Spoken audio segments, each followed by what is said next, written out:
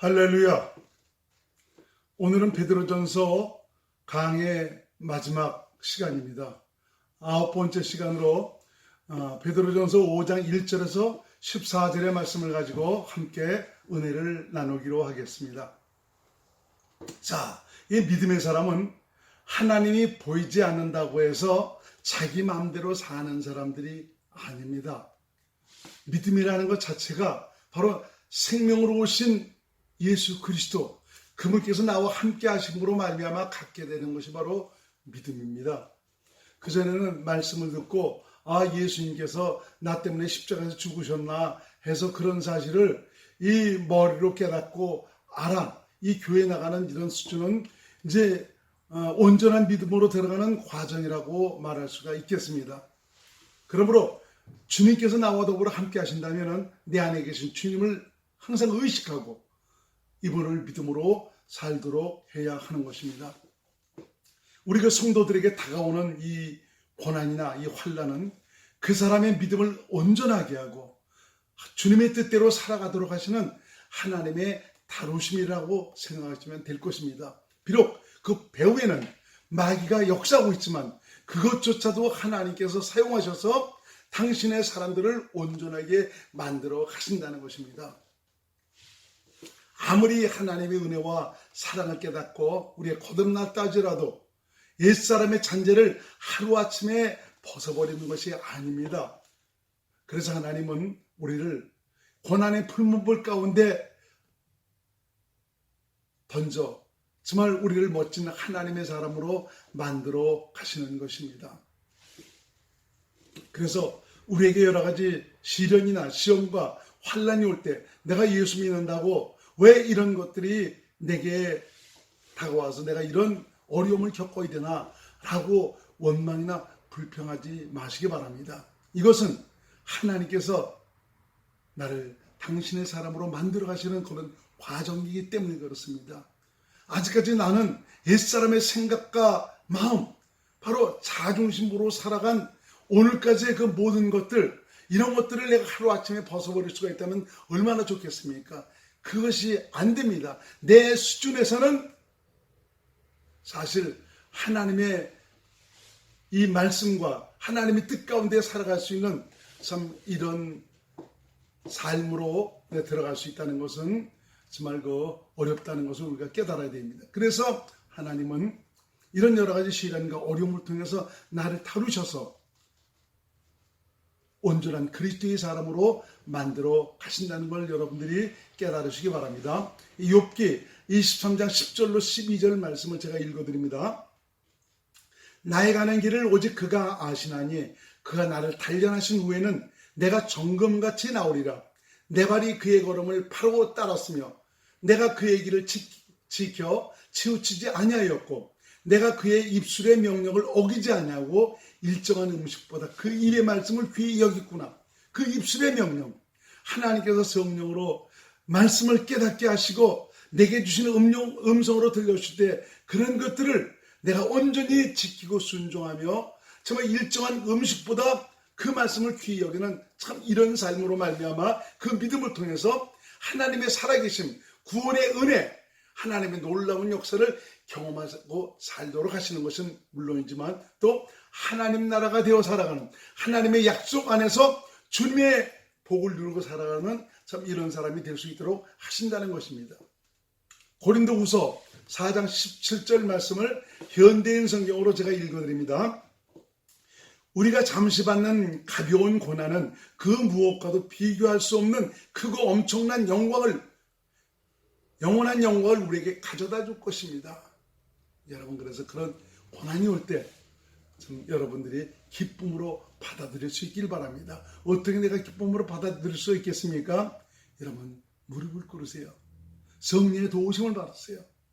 주님, 내가 오직 주님만 바라보고 주님만 의지합니다 하면서 성령께 자신을 의탁할 때 성령께서 당신의 사랑을 생명으로 보고 알도록 가르쳐 주셔서 그리스도 안에서 그분의 안식을 누리며 살아가는, 그분의 일하심을 누리고 살아가는 하나님의 사람이 될 수 있도록 인도해 줄 것입니다.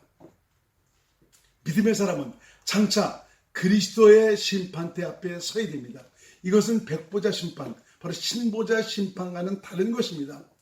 그 백보자 심판에서는 이 세상에 살다 간 모든 사람, 믿지 않는 사람들까지 와서 다 행위에 대한 심판을 통해서 정말 그들을 심판하는 심판이지만, 이 그리스도의 심판 때라는 것은 바로 믿는 자들의 심판. 네가 얼마나 너희 안에 생명으로 오신 예수 그리스도, 너와 함께 하신 예수님과 함께 믿음으로 살았는가, 여기에 대한 심판입니다. 바로 하나님의 뜻대로 살아간 이런 일에 대해서 하나님께서 내게 상을 베풀어 주시고, 내 마음과 내 생각에 앞서 내 중심으로 살아간 이런 일들에 대해서는 아무리 내가 주를 위해서 수고를 많이 했다 할지라도 풀과 즙과 같은 공로로 나타날 수밖에 없다. 바로 불 가운데서 얻은 구원과 같다 이겁니다. 겨우 턱걸이 정말 구원이라는 것이죠. 무엇을 말합니까? 내가 복음을 들어서 믿고 하나님의 생명으로 거듭나 성령으로 거듭나 하나님의 자녀가 되었지만, 아직 육신에 속한 사람, 영적인 어린아이, 아직까지 자중심으로 내 중심으로 살아간 이런 일, 살아가는 뿌리가 육신에 속한 이런 자의 삶이 되기 때문에, 결국 내가 아무리 주님을 위해서 열심히 수고하고 헌신했다 할지라도 정말 주 앞에 인정받을 것이 없다는 것입니다. 겨우 구원만 받은 그런 것밖에 되지 않는다. 그래서 저와 여러분 모두는 그리스도의 심판대 앞에 서야 될 그것을 항상 염두에 두면서 이 땅에서 주님과 함께 살아가는 믿음의 삶, 바로 하나님의 뜻대로 살아가는 영생의 삶이 될 수 있기를 주의 이름으로 부탁을 드리겠습니다. 자, 그래서 고린도전서 3장 12절에서 15절 말씀을 제가 읽어드리겠습니다. 만일 누구든지 금이나 은이나 보석이나 나무나 풀이나 짚으로 이 터 위에 세우면 각각 공력이 나타날 터인데, 그날이 공력을 밝히리니 이는 불로 나타내고 그 불이 각 사람의 공력이 어떠한 것을 시험할 것임이니라. 만일 누구든지 그 위에 세운 공력이 그대로 있으면 상을 받고, 누구든지 공력이 불타면 해를 받으리니, 그러나 자기는 구원을 얻되 불 가운데서 얻은 것 같으리라. 우리의 믿음의 주처가 무엇이 되어야 됩니까? 예수 그리스도의 반석 위에 세워져야 됩니다. 흔들리지 않는 반석, 예수 그리스도 그분입니다. 이건 바로 뭡니까? 내 안에 오신 예수님에 의해서 그분의 생명으로 살아가는, 바로 그리스도 안에서 그분의 말씀을 듣고 살아가는 이런 삶이 될 때, 저와 여러분들이 그리스도의 심판대 앞에 설 때도 당당하게 정말 설 수 있으며 주님으로부터의 칭찬과 상급이 있다는 것을 여러분 깨달으시기를 바랍니다. 그래서 베드로 사도는 형제들이 고난 속에서도 꿋꿋하게 주님의 뜻대로 믿음으로 행하여 이 땅에서의 수고와 그날에 주님의 칭찬과 상으로 나타나기를 원해서 간곡하게 그들의 그 믿음을 격려하고 있는 것을 볼 수가 있습니다. 자, 1절 말씀을 제가 읽어드립니다. 나는 장로들에게 같은 장로로서 그리고 그리스도의 고난의 증인으로 장차 영광을 함께 누릴 사람으로서 부탁합니다. 특히 형제중 장로된 자들에게 부탁을 하고 있습니다. 여기서 이게 장로는 누구를 가리키는 것입니까? 바로 그 교회를 맡아 다스리고 있는, 지금으로 말하면 목사님을 가리키고 있습니다. 베드로 역시 당시 장로로서 교회를 섬기고 있었던 사람입니다. 교회를 섬기는 장로로서 다른 교회를 섬기고 있는 이런 장로들을 향해서 지금 권면을 하고 있는 것입니다. 장로, 바로 이 목사는 그리스도께서 고난을 받으신 이유와 그 목적을 알고 있는 자입니다. 성령의 가르침을 통해서 생명으로 그리스도의 흔적을 경험한 자가 바로 정말 목사, 바로 이 장로 정도의 그런 정말 직분을 가진 사람들입니다. 그래서 바울도 나는 내 몸에 예수의 고난의 흔적을 가지고 있다라고 고백을 하고 있는 것을 볼 수가 있습니다. 갈라디아서 6장 17절 말씀을 제가 읽어드립니다. 이후로는 누구든지 나를 괴롭게 말라. 내가 내 몸에 예수의 흔적을 가졌노라. 확실하게 그리스도를 생명으로 경험한 그리스도인은 믿음으로 인간을 위해 베푸신 구원의 기쁜 소식을 증거하고 전하는 일에 바로 자기의 일생을 겁니다. 이들은 장차 그날에 주 앞에 서게 될 때 자신에게 나타날 영광의 멸류관이 무엇인지를 알고 있기 때문인 것입니다. 오늘 본문 2절에서 4절 현대인 성경으로 제가 읽어드립니다. 여러분은 하나님이 맡겨주신 양떼를 잘 돌보십시오. 억지로 하지 말고 하나님의 뜻에 따라 기쁜 마음으로 하십시오. 단순히 봉급을 받을 생각으로 해서는 안 되며 진심으로 양떼를 보살펴야 합니다. 맡겨진 양떼를 지배하려 들지 말고 그들의 모범이 되십시오. 그러면 목자장이 그리스도께서 다시 오실 때 시들지 않는 영광의 멸류관을 받게 된 것입니다. 베드로는 장로들에게 하나님께서 맡겨주신 양떼 성도들을 잘 돌보라고 권면을 하고 있습니다. 억지로도 하지 말고 하나님의 뜻을 따라 기쁜 마음으로, 그리고 단순히 내가 봉급을 받을 그런 생각을 하지 말고 진심으로 정말 그들을 그리스도의 마음으로 품고 보살피고 살피라고 말씀하고 있습니다. 어떻게 우리가 이렇게 할 수가 있습니까? 그래서 장로는 하나님의 뜻대로 살기 위해서 성령과 동역을 해야 됩니다. 성령을 쫓아 살아야 됩니다. 오직 성령의 가르침과 인도하심으로만이 그리스도 안에서 주님께서 주신 마음으로 진심으로 사랑하고 정말 우러나오는 마음으로 그들을 섬기며 행할 수가 있는 이런 사람이 될 수 있기 때문입니다. 맡겨진 양떼를 지배하려 들지 말고, 참 그중에 어떤 분들은 내가 주의 종이니까 정말 성도들은 나에게 순종해야 된다. 장로들도 나한테 순종해야 된다.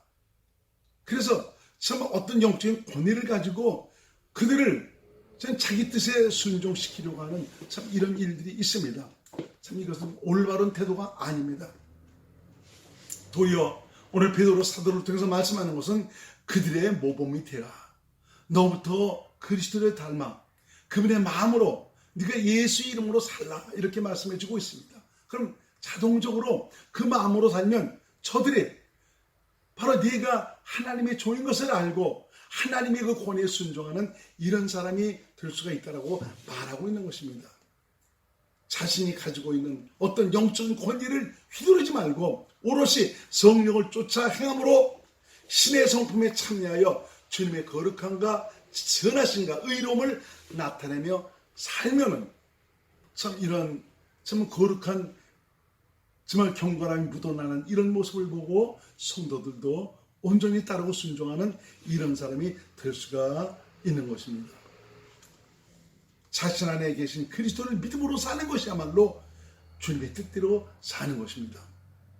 베드로후서 1장 3절로 4절 현대인 성경을 제가 읽어드립니다. 그리스도께서는 신적인 능력으로 생명과 경건에 관한 모든 것을 우리에게 주셨습니다. 내가 예수를 믿는 그리스도인이라면 참 신적인 능력, 바로 생명과 경건에 속한 이 모든 것들을, 신적인 능력을 우리에게 이미 주셨다고 말하고 있지 않습니까?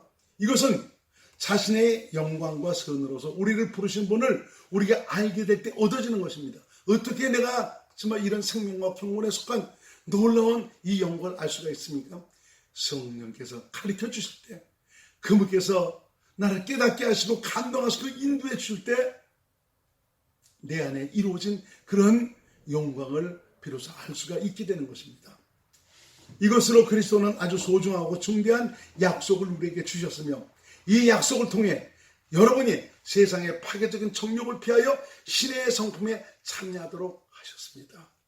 여러분, 신의 성품에 내가 참여하도록 하지 말고 이미 그렇게 참여할 수 있는 모든 것들을 주셨기 때문에 성령으로 말미암아 이런 사실을 깨닫고 그분의 가르침을 통해서 그 그리스도 안에서 그분 주시는 마음으로 살면 신의 성품에 참여한 이런 사람으로 자연적으로 살게 되는 것입니다.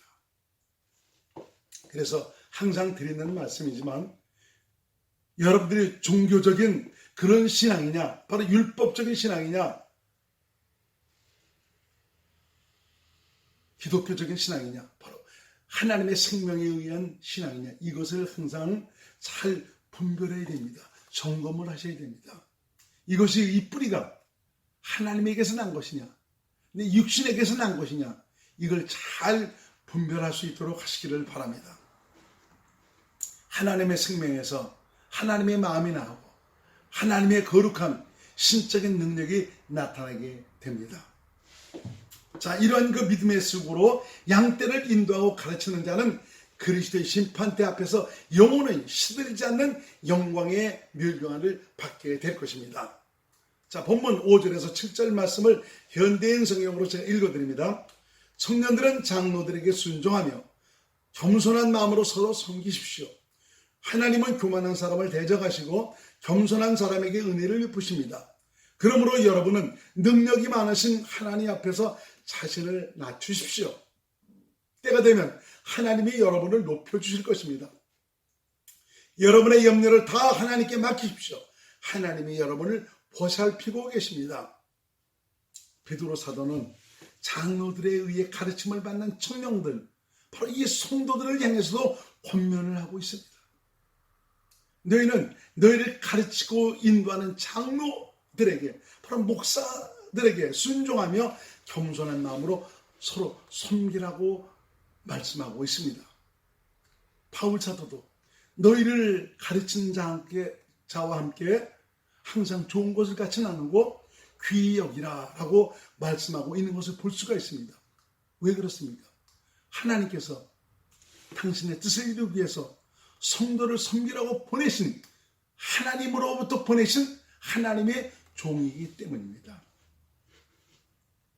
그들의 가르침에 반발하거나 순종치 않는 것은 교만한 것이다. 하나님은 이러한 자를 데려가시고 바로 겸손한 자, 하나님께서 세우신 종에게 정말 순종하고 따르고 그분을 존중히 여기는 이런 자, 바로 이 겸손한 자에게는 은혜를 베푸신다라고 말씀하고 있습니다. 하나님 눈에 보이지 않지만 그분은 나와 더불어 한 번씩 함께 하시고 있습니다. 내가 어떤 마음과 생각을 해주고 하는가를 하나하나 다 보시고 계십니다. 이분 앞에서 진실로 주님께 인정받을 수 있는 그냥 믿음의 사람들이 될 수 있기를 주의 이름으로 축원드립니다. 잠깐 후면 그분이 오십니다. 이 땅에서 내가 믿음으로 산 수고에 대해서 우리 주님은 나를 평가하시고 상을 베풀어 주십니다. 그런데 내 안에 계신 주님을 그 부인하고 무시하고 자기 마음이 앞서 자기 생각과 마음으로 살아간 이런 자들은 그야말로 가슴을 치며 통곡하는 그런 날이 오게 될 것입니다. 내가 그렇게 이렇게 살지 않았으면, 내가 그때 그런 말씀을 들으면서 조금 더 내 영혼을 사랑하는 마음으로 이런 식으로 내가 살았으면 얼마나 좋았을 것인가. 세월은 유수와 같이 흘러가고 있지 않습니까? 지금 바로 은혜 받을 만한 구원의 날입니다. 내게 허락되어진 놀라운 축복의 기회입니다. 그러므로 성도는 능력이 많으신 하나님 앞에서 자신을 낮추도록 하십시오. 억지로 낮추라는 것이 아닙니다. 너가 성령을 쫓아 살면 성령께서 정말 그리스도의 마음을 주셔서 저절로 자신을 낮추는 이런 삶을 살도록 하신다 이겁니다. 순종과 겸손은 오직 그리스도 안에서 살 때만 가능합니다. 주님 주신 마음으로 살면 저절로 겸손해지고 순종하고 자신을 낮추게 됩니다. 바로 이러한 자를 하나님이 높여주십니다. 지금 당장은 억울해 보이고 내가 좀 변명도 하고 싶지만 그거 내가 하려고 하지 마세요. 하나님의 손길에 맡기세요. 그리스도 안에서 살기만 하면 때가 되면 하나님께서 나를 높여주십니다. 이렇게 주님 손에 온전히 의탁하고 맡기는 것, 이런 분들이 바로 겸손한 자입니다. 내가 이거 아니라고 극구 변명하고 그것에 대해서 다른 사람들 이해를 시키고 설득을 시키려 하는 이런 식으로 자기를 보호하려 하지 말고 좀 억울하다 할지라도 우리 주님께 맡기시기 바랍니다. 우리 주님은 살아계신 하나님이시여 내가 한 모든 일에 대해서 평가하시고 당신을 의지한 참 믿음의 사람에 대해서는 하나님께서 친히 상으로 갚아주시는 좋으신 하나님이십니다. 어떤 때는 내 마음에 들지도 않고 내키지 않습니다. 그렇다 할지라도 내 안에 사시는 주님을 온전히 의지하고 바라고 맡기면 주님이 우리 앞서 일하십니다.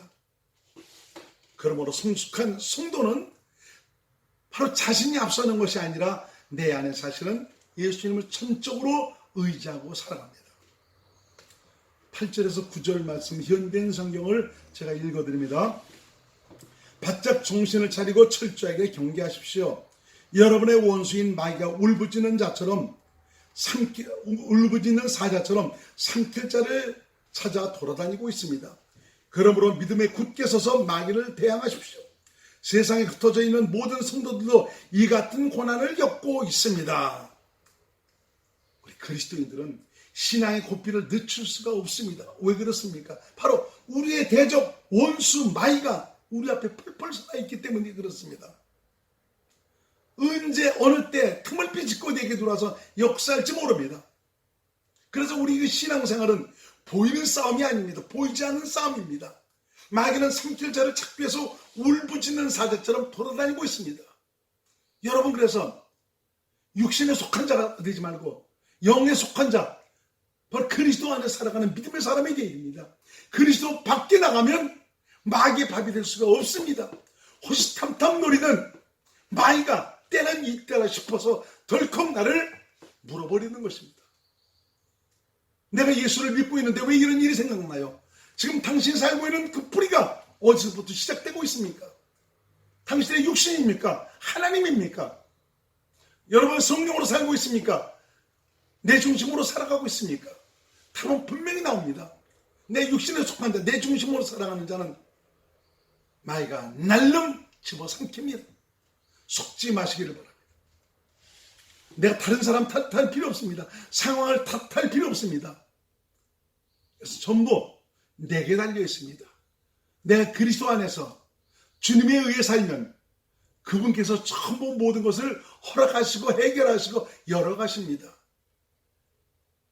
주님의 은혜로 살 수 있게 된다는 것입니다. 그래서 신앙생활은 정신을 바짝 차리고 해야 합니다. 성령의 감동과 인도하심을 따라 살기 위해서 우리는 기도에 힘써야 됩니다. 무시로 성령 안에서 기도해야 됩니다. 그래서 그리스도 안에서 주님이 주시는 마음으로 굳게 서서 믿음으로 저를 대적해야 합니다. 이러한 일 때문에 세상에 흩어져 있는 많은 성도들도 고난을 겪고 있습니다. 그러나 우리의 믿음은 세상을 이깁니다. 과연 저와 여러분 믿음으로 살고 있다면 원수를 얼마든지 밟아 뭉갤 수가 있다는 것입니다. 요한일서 5장 4절 말씀 제가 읽어드립니다. 대저 하나님께로서 난 자마다, 이건 무슨 말입니까? 하나님의 뿌리에 의해서 살아가는 이런 자마다, 하나님의 생명으로 산 자마다 바로 세상을 이기느니라. 세상을 이기면 이것이니 우리의 믿음이니라. 그 믿음이 어디서 납니까? 하나님의 뿌리에서 나는 것입니다. 하나님이 주시는 것입니다. 내가 열심히 공부하고 배워서 믿음을 갖는 것이 아니고 내 안에 계신 예수 그리스도, 하나님이신 예수님, 이분이 주신 믿음으로 살기만 하면 얼마든지 세상을 이깁니다. 마귀를 이깁니다. 더러운 귀신 한 길로 왔다가 7길로 떠나가게 되어 있습니다.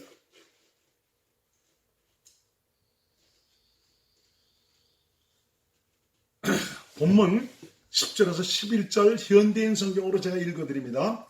얼마 동안 여러분이 고난을 겪고 나면 그리스도 안에서 여러분을 불러 영원한 영광을 함께 누리게 하신 모든 은혜의 하나님이 여러분을 친히 완전케 하시고, 누가?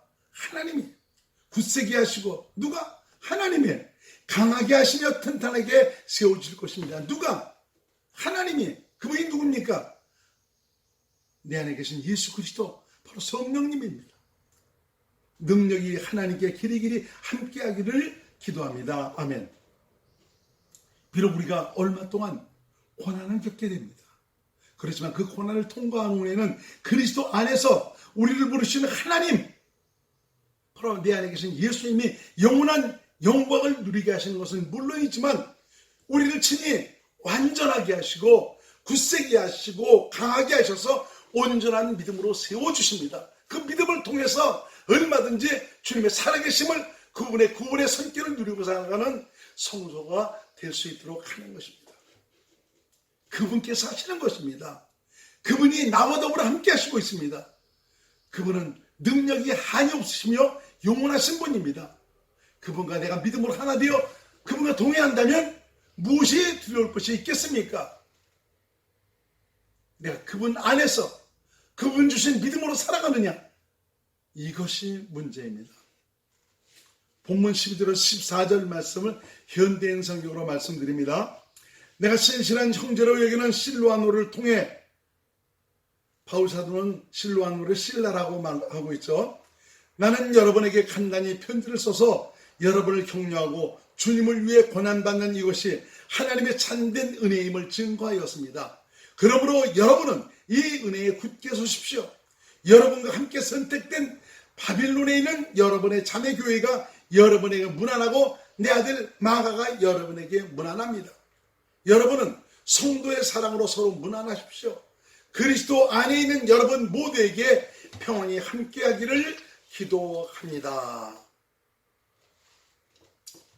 자, 베드로 사도는 이 서신을 통해서 바로 실로아노를 통해서 지금 말씀하고 있습니다.